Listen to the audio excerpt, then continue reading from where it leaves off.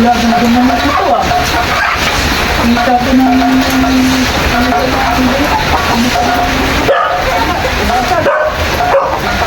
Kita ko ng busing to.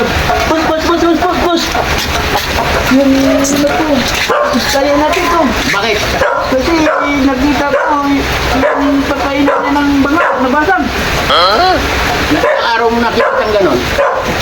Oo, malila. A few moments later. Sigurado kayo ng babasag ng bangat. Benta ko kaya yung bahay, lupa ko at ipupusta ko dito. Magaling daw, sabi ni Buntol eh. Try ko nga. Laban to. Lalaban ko sa Araneta to.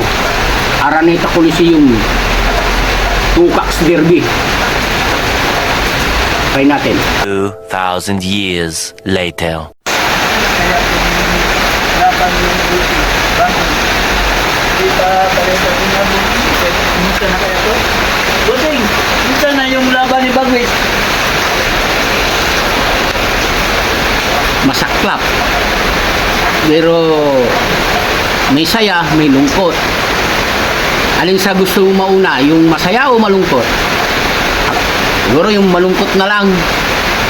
Ang malungkot, binawian siya ng buhay. Ang masaya, panalo siya.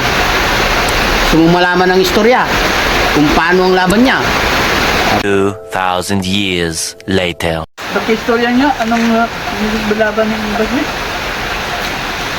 Ito yan, umupo ka dyan. Okay. Pakinggan mo kung paano nanalo si Bagwis. Ganito yon. Alam mo ba, nagparada ang kalaban, 1 million.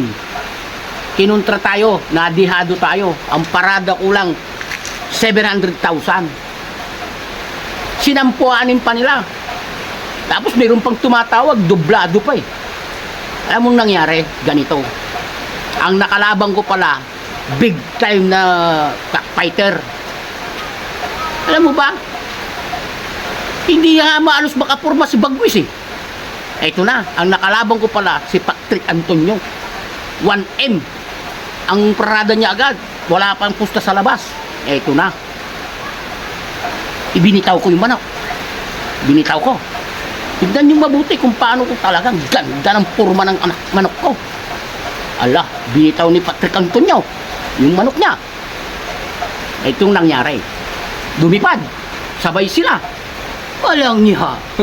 Ang galing ng manok ni Patrick Antonio. Pagtira nga niya, tanggal ang pakpak ni Bagwis. Magkabila. Alang niya. Bagsak yung manok tao. Alang niya. Tumayo si Bagwis. Ito pong nangyari. Nung sisipa ng ganyo, tinira ng manok ni Patrick Antonio. Kaliwat kanan, basag yung kalawang pa niya. Warak na warak si Bagwis. Masaklap. Pero ito kung paano nanalo. Sumigaw ako. Ang sabi ko, sintensya. Dinampot ng sintensya to. Tumuka yung manok ni si Bagwis. Tumuka. Isa, dalawa. Sabog ang ulo ng manok ni Patrick Antonio. Yan kagaling yung manok namin. Bumabasag ng banga.